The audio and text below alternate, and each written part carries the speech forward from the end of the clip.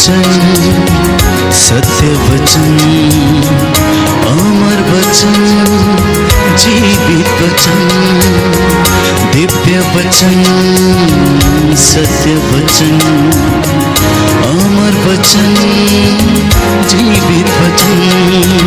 साई दा बामा बनी दा बामा बगैर सनी रे सनी रे सनी रे सनी रे सा। दिव्य वचन, सत्य वचन, अमर वचन, जीवित वचन, दिव्य वचन, दिव्य वचन।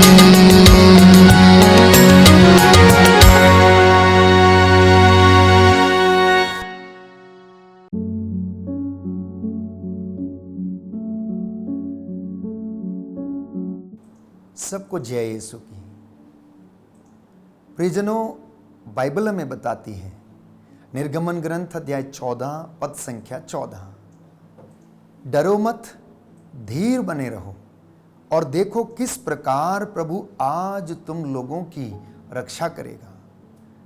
और मूसा ने लोगों से कहा कि प्रभु तुम्हारी ओर से युद्ध करेगा।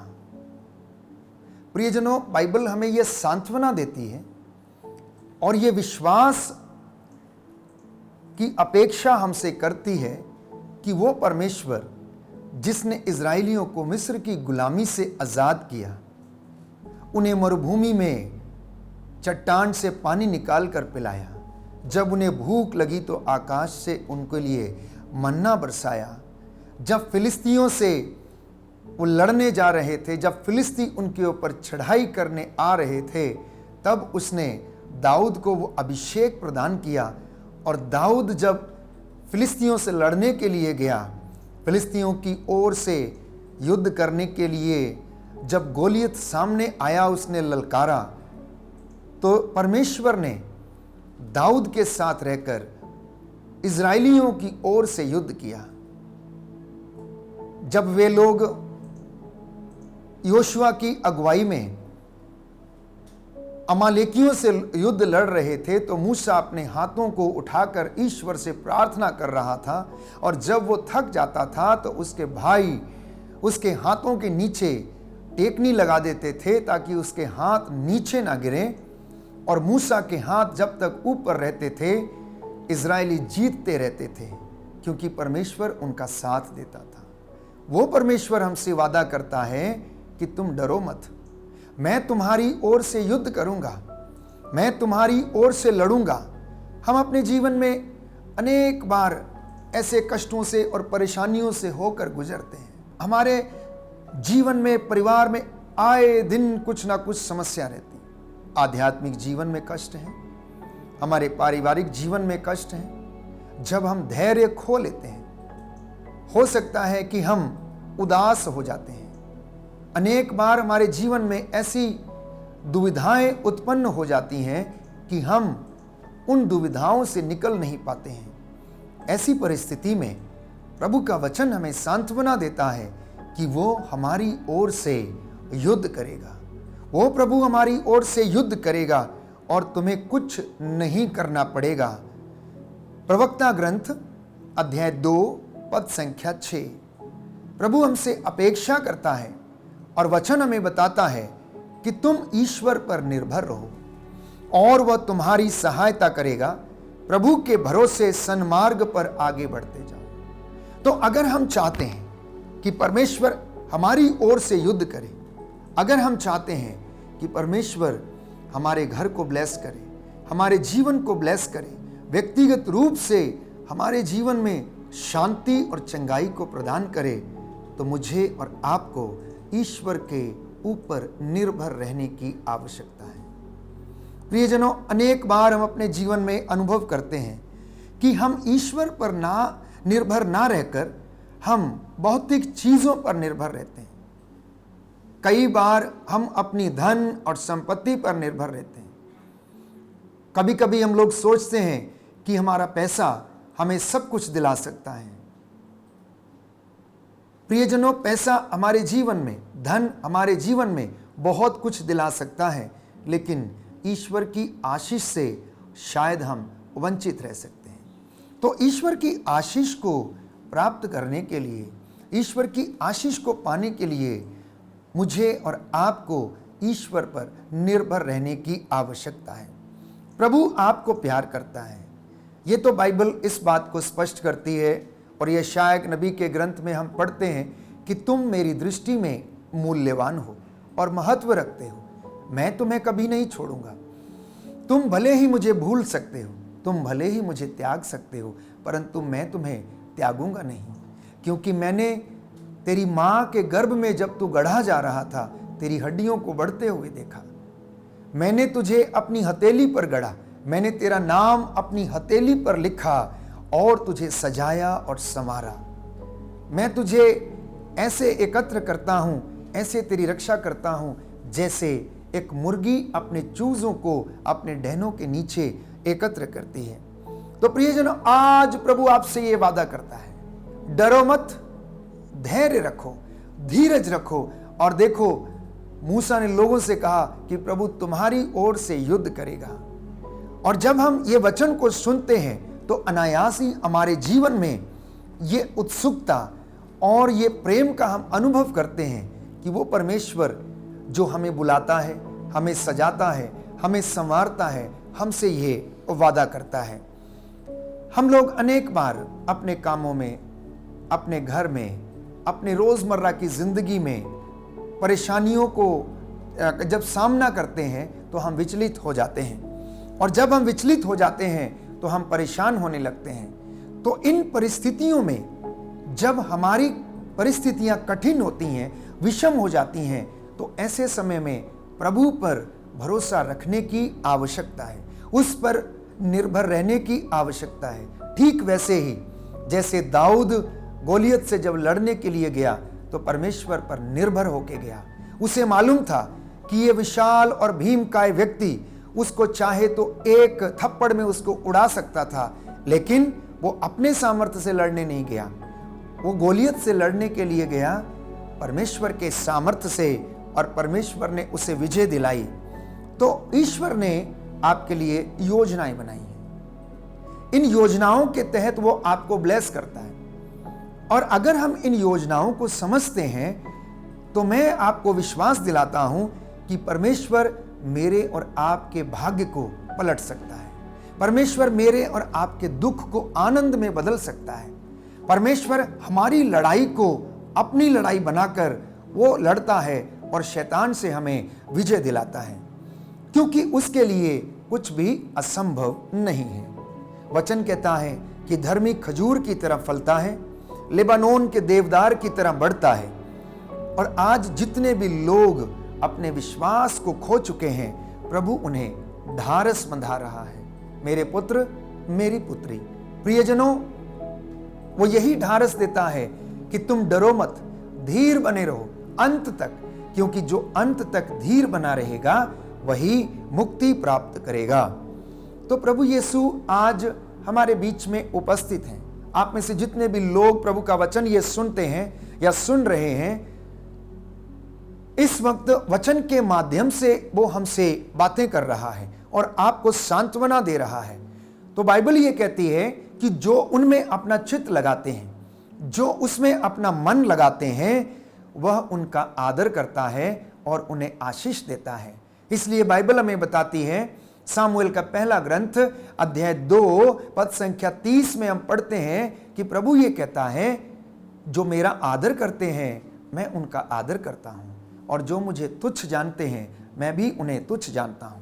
यदि आप चाहते हैं कि परमेश्वर आपको इन विषम परिस्थितियों से उबारे, यदि आप चाहते हैं कि वो आपको ब्लेस करे, तो मुझे और आपको ये विश्वास करने की आवश्यकता है, प्रभु पर निर्भर रहकर ये कहने की आवश्यकता है, हे प्रभु मुझे आशीष दे और मेरी ओर से आप ये काम करें। मैं इस काम को करने में असमर्थ हूं, क्योंकि जब हम अपने जीवन में धार्मिकता का आचरण करते हैं, जब हम अपने जीवन को आध्यात्मिकता की चादर से ढक लेते हैं, तो प्रभु का वचन हमें कहता है कि ईश्वर हमें सुरक्षित रखता है। हब्बाकुक का ग्रंथ वचन हमें बताता है, अध्याय 2 पद संख्या 4, नबी हबक्कुक का ग्रंथ अध्याय 2 पद संख्या 4। प्रभु का वचन कहता है, जो धर्मी है वो अपनी धार्मिकता के कारण सुरक्षित रहेगा। जो धर्मी है वो अपनी धार्मिकता के कारण सुरक्षित रहेगा। जो नबूवत करता है उसे नबूवत करने के लिए पुरस्कार दिया जाएगा। जो सेवा करता है उसे सेवा का पुरस्कार दिया जाएगा। जो वचन सुनाता है उसे वचन की सेवा करने का पुरस्कार मिलेगा। और जो धर्मी है उसकी धार्मिकता के कारण वो सुरक्षित रहेगा और प्रभु उसे पुरस्कृत करेगा। तो हम अपने हृदय में विश्वास करें कि परमेश्वर हमको इन कठिनाइयों में हमारी सहायता करता और हमें आशीष प्रदान करता है। मार्कुस का सुसमाचार अध्याय 9 पद संख्या 23। प्रभु का वचन कहता है कि विश्वास करने वाले के लिए सब कुछ संभव है। विश्वास करने वाले के लिए सब कुछ संभव है। यदि तुम विश्वास करोगी तो ईश्वर की महिमा देखोगी। जब प्रभु यीशु लाजरस के घर में गया, उसकी दोनों बहनें लाजरस की मौत के कारण विलाप कर रही थी। वो जानती थी कि अगर यीशु यहां पर होता तो उनका भाई नहीं मरता, परंतु दुख में, कष्ट में, जबकि उन्होंने अपना प्रिय भाई खो दिया था, तो ये लाजमी सी बात थी, ये स्वाभाविक था। आंसू बहाना स्वाभाविक था, विलाप करना स्वाभाविक था और विश्वास में डगमगा जाना भी स्वाभाविक था। और वो यही सोच रही थी कि काश अगर ईसा उनके यहां पर होते तो उनका भाई नहीं मरता। लेकिन प्रभु की योजना तो कुछ और ही थी। प्रभु की योजना ये थी कि वो मार्था के विश्वास को और ज्यादा दृढ़ करना चाहते थे। इसलिए वो चौथे दिन उनके घर में पहुंचे और जब वो आकर उनकी बहनों से मिलते हैं तो उनसे बोलते हैं कि तुमने उसे कहाँ रखा है। और मार्था कह उठती है, प्रभु आज तो 4 दिन हो गए हैं, अब तो बदबू आती होगी। और प्रभु यीशु उनसे कहता है, क्या मैंने तुमसे नहीं कहा, यदि तुम विश्वास करोगी तो ईश्वर की महिमा देखोगी। जीवन और पुनरुत्थान प्रभु कहता है, मैं हूं, मैं तुम्हारे लिए सब कार्य करता हूं। तुम अपनी आंखों से अविश्वास का पर्दा हटाओ, साथ ही साथ इस कब्र के ऊपर से ये पत्थर हटाओ और देखो कि मैं तुम्हारे लिए ये कार्य करने जा रहा हूं। मैं तुम्हें ईश्वर की महिमा को तुम्हारे बीच में प्रकट करने के लिए यहां पर उपस्थित हूं। पर हम जब कष्ट से गुजरते हैं हम विश्वास नहीं कर पाते हैं, हम विश्वास में कमजोर हो जाते हैं। हम ये सोचने लगते हैं कि हम अकेले हैं। इजराइलियों ने मरुभूमि में जब यात्रा करते समय वो कई बार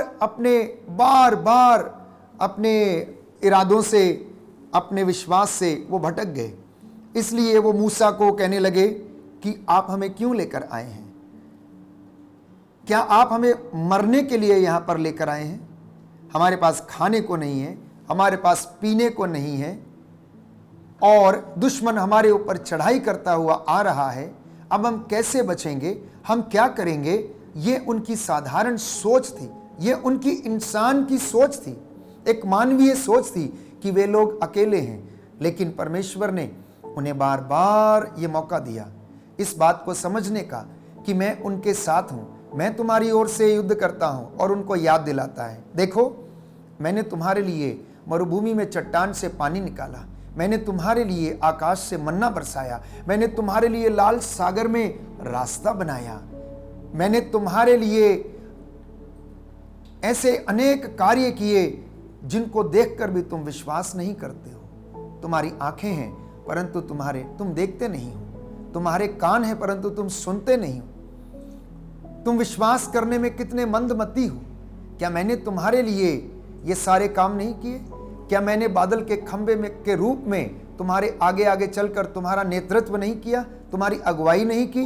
क्या मैंने रात को अग्नि स्तंभ के रूप में तुम्हें प्रकाश नहीं दिया? इतना सब कुछ करने के बावजूद तुम अपने विश्वास में कमजोर क्यों हो? तुम अकेलापन क्यों महसूस करते हो? क्या मैंने तुमसे वादे नहीं किए हैं? क्या मैंने अपने एक एक वादे को पूरा नहीं किया? ये परमेश्वर आज हमसे सवाल करता है प्रिय भाइयों और बहनों। इसलिए मसीहियों को इस बात पर विश्वास करने की आवश्यकता है कि परमेश्वर निरंतर मेरे और आपके लिए युद्ध करता है, क्योंकि हम उसके बच्चे हैं। उसने हमको चुना है। उसने माता की गोद में जब हम बढ़ रहे थे तो हमें उसने संभाला। जब हम दूध पीते थे तब उसने हमें संभाला। और वचन हमसे बताता है, बाइबल ये कहती है कि प्रभु कहता है कि मैंने तुझे मां की गोद में संभाला। यूदा, याद कर, जब तू छोटा था अपनी मां की गोद में तू खेला करता था, मैंने उस समय तेरी रक्षा की। क्या मैं अब ऐसा नहीं करूंगा? मैं तेरे बुढ़ापे तक ऐसा करूंगा। तेरे बाल पक जाएंगे तब भी मैं ऐसा करूंगा। मैं तुझे कभी नहीं छोड़ूंगा, मैं तुझे कभी नहीं त्यागूंगा। एक स्त्री, बाइबल हमें बताती है मार्कुस के सुसमाचार अध्याय 5 पद संख्या 25 में, जो 12 बरस से रक्तस्राव से पीड़ित थी, वो हार चुकी थी। अनेक इलाज करने के कारण वो इतनी त्रस्त थी, सब कुछ समाप्त कर चुकी थी, पैसा लगभग समाप्त था और वो हार चुकी थी। ऐसी ही दशा आप में से कई लोगों की हो सकती है, जो अपने जीवन में हारा हुआ महसूस करते हैं, दुष्ट आत्माओं के वश में हैं, अनेक प्रकार से सताए जाते हैं, अत्याचार के कारण, बीमारी के कारण, लोगों की गलत धारणाओं के कारण। हो सकता है आप कष्ट सह रहे हो, लेकिन ये रक्तस्राव से पीड़ित स्त्री मन ही मन कहती रहती है। उसने यीशु के विषय में सुना था, उसने यीशु के विषय में ये जाना लोगों से कि वो एक महान व्यक्ति है, वो एक नबी है, जिस पर हाथ रखता है वो चंगे हो जाते हैं। और इसे भी वो विश्वास था कि अगर वो उसके कपड़े का पल्ला छू ले तो वो चंगी हो जाएगी। और वास्तव में यही उसका विश्वास उसे इस बीमारी से आजाद कराता है। वो भीड़ के अंदर भीड़ को चीरती हुई जाती है और धीरे से यीशु के कपड़े का पल्ला छू लेती है। जैसे ही वो पल्ला छूती है, यीशु के अंदर से सामर्थ निकलता है। यीशु इसको अनुभव करते हैं और वो अपने मन में सोचती है कि वो चंगी हो गई है। प्रियजनों, ऐसा ही हमारे जीवन में भी है। जब हमारी परिस्थितियां विषम होती हैं, जब हम कठिनाई से गुजरते हैं, जब हम अंधकार से गुजरते हैं, तो ऐसी परिस्थिति में मुझे और आपको यही कहने की आवश्यकता है कि यदि मैं प्रभु के कपड़े का पल्ला छू लूं, यदि मैं उसके वचन को अपने जीवन में आत्मसात कर लूं, यदि मैं उसके वचन पर भरोसा करूं, यदि मैं उसकी प्रतिज्ञाओं को याद करूं, यदि मैं उसके चिन्ह चमत्कारों को अपने जीवन में अनुभव करूं, तो मैं चंगी हो जाऊंगी और आत्मा मुझे सामर्थ्य प्रदान करेगा। एक दूसरा उदाहरण मैं आपके सामने रखता हूं। मार्कुस का सुसमाचार अध्याय 5 पद संख्या 21। सभागृह का जेरुस नामक अधिकारी यीशु के पास आता है और कहता है कि मेरी बेटी मरने पर है, आइए उस पर हाथ रख दीजिए जिससे वह अच्छी हो जाए। आइए उस पर हाथ रख दीजिए जिससे वह अच्छी हो जाए। ये उसके वचन थे और वो यीशु से निवेदन करता है, आग्रह करता है। प्यारे भाइयों और बहनों, जरा सोचिए, क्या मैंने और आपने अपने जीवन में कभी इतनी दृढ़ता के साथ प्रभु से कहा कि प्रभु मेरे जीवन में इस चीज की कमी है, प्रभु मेरे जीवन में बेरोजगारी है, आइए और अपना हाथ रख दीजिए।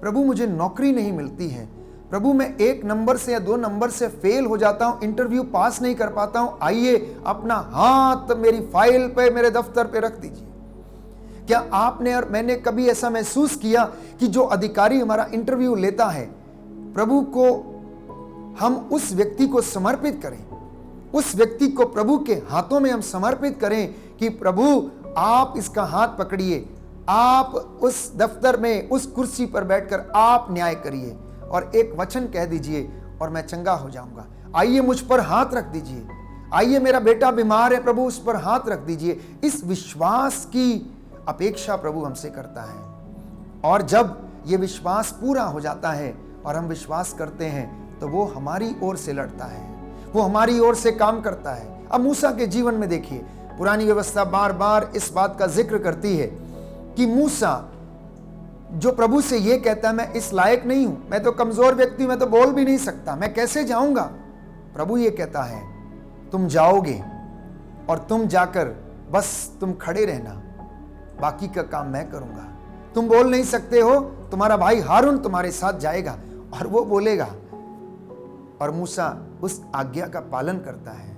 मूसा अपने आप में एक साधारण व्यक्ति था, लेकिन परमेश्वर ने उसके द्वारा ऐसे असाधारण काम कर डाले जिनको मैं और आप समझ नहीं सकते। वो हमारी सोच से परे हैं, क्योंकि इजरायलियों के लिए मूसा नहीं, परमेश्वर युद्ध कर रहा था। इजरायलियों के लिए परमेश्वर बार बार उनके लिए युद्ध करता था। तो प्रभु ये कहता है, मैं तुम्हारा शोक आनंद में बदल दूंगा। आज जो कष्ट में है, जो पीड़ा में है, जो हारे हुए हैं, जो निराश हैं, जिनको ऐसा लगता है कि सब कुछ बर्बाद हो चुका है, प्रभु ये कहता है, दुखी ना हो, मैं तेरा शोक आनंद में बदल दूंगा। बस एक बात की अपेक्षा प्रभु करता है कि तू मुझ पर रह, मुझ पर निर्भर रह, मुझ में विश्वास कर, उस पिता में विश्वास कर जिसने मुझे भेजा है। मैंने जो कुछ उससे सुना वो मैं तुमको बताता हूं। मैंने एक भी बात अपनी ओर से नहीं कही, जो मुझे पिता ने कहा वो मैंने आपसे कहा है।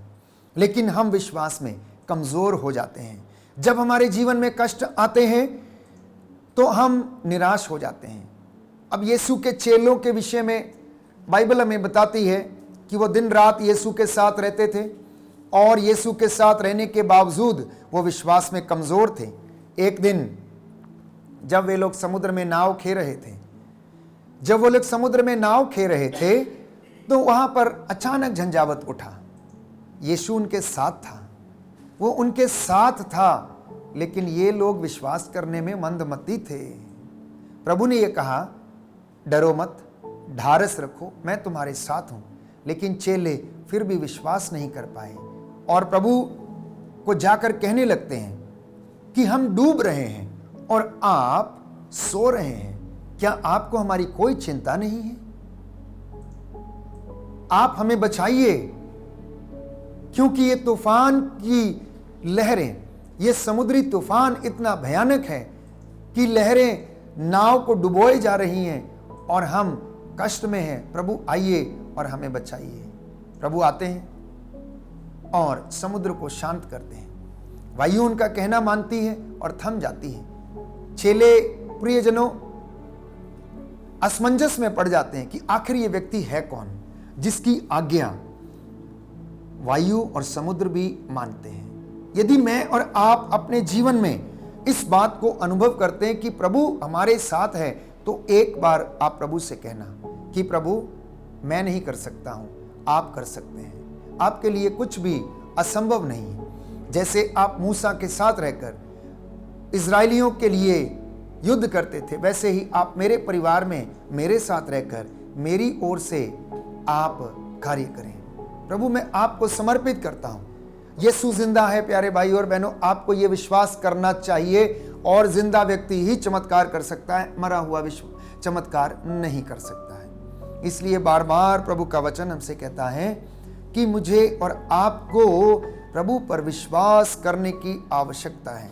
प्रभु का एक चेला थॉमस, जिसे प्रेरितों ने कहा कि हमने ईसा को देखा है और प्रभु हमें मिल गए हैं, और थॉमस जानते हैं क्या कहता है, जब तक मैं उनके छिदे हुए हाथों में अपनी उंगली न डाल लूं, जब तक उनकी छिदी हुई बगल में अपना हाथ न डाल लूं, तब तक मैं विश्वास नहीं करूंगा। कभी कभी हमारी दुर्गति भी ऐसी ही होती है। कभी कभी हमारे जीवन में भी ऐसे ही कष्ट और परेशानियां आती हैं कि हम अपने विश्वास को और दृढ़ता के साथ अनुभव करना चाहते हैं। हम उसको क्लियर करना चाहते हैं, अपनी शंकाओं को दूर करना चाहते हैं। यह अच्छी बात है, आप करिए, लेकिन आप वचन पढ़िए और प्रभु की प्रतिज्ञाओं पर भरोसा करिए।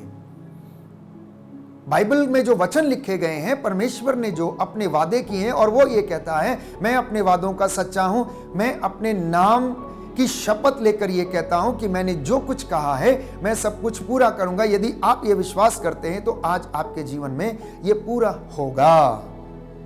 महामारी के दौर से हम गुजरे, और इस महामारी के दौरान प्रभु ने हमारे जीवन में अनेक चिन्ह चमत्कार किए। हो सकता है आप में से बहुत सारे लोग बीमार पड़े होंगे, हो सकता है आप में से बहुत सारे लोगों के घर में कष्ट रहा होगा, बेरोजगारी रही होगी, खाने के लिए हो सकता है कि भोजन ना रहा हो, लेकिन फिर भी प्रभु ने किसी न किसी रूप में आप लोगों को भोजन की व्यवस्था कराई, आप लोगों को अच्छे स्वास्थ्य उसने प्रदान किया और इस बेरोजगारी के बंधन को तोड़ा और आप लोगों की ओर से उसने हर चीज की व्यवस्था की और आशीष प्रदान की।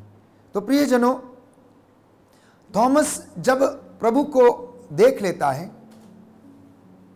और यीशु की बात को सुनता है कि थॉमस आओ और देखो, ये मेरे हाथ हैं, इनमें अपनी उंगली डालो, ये मेरी बगल है, अपना हाथ इसमें डालकर देखो और अविश्वासी नहीं विश्वासी बनो। और थॉमस चिल्लाया, जोर से चिल्लाया, मेरे प्रभु मेरे ईश्वर। तो प्रभु ने उससे कहा, क्या तुम इसलिए विश्वास करते हो कि तुमने मुझे देख लिया है? परंतु धन्य है वे जो बिना देखे विश्वास करते हैं।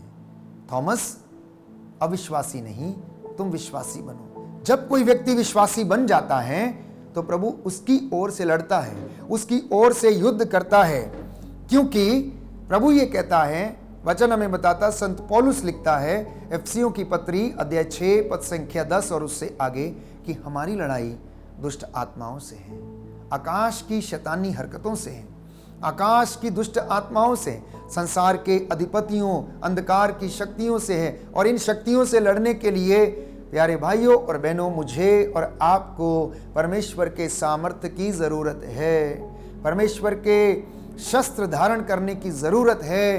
धार्मिकता का कवच, प्रार्थना, विश्वास की ढाल, मुक्ति का टोप और पवित्र आत्मा की तलवार, ईश्वर का वचन धारण करके आगे बढ़ने की जरूरत है। जब हम परमेश्वर के हथियार धारण करते हैं तो हम स्वाभाविक रूप से इन शैतानी दुष्ट आत्माओं का सामना कर सकते हैं। तो आज का ये वचन जिसे आपने सुना है आपके जीवन में शांति लाए, चंगाई लाए और आप ये विश्वास करें कि प्रभु आपकी ओर से युद्ध करेगा। आपको युद्ध करने की आवश्यकता नहीं, बस आप उसके नाम से खड़े हो जाएं और प्रभु से कहें कि प्रभु मैं अपने आप को समर्पित करता हूं। प्रभु आपको आशीष दे। आमीन।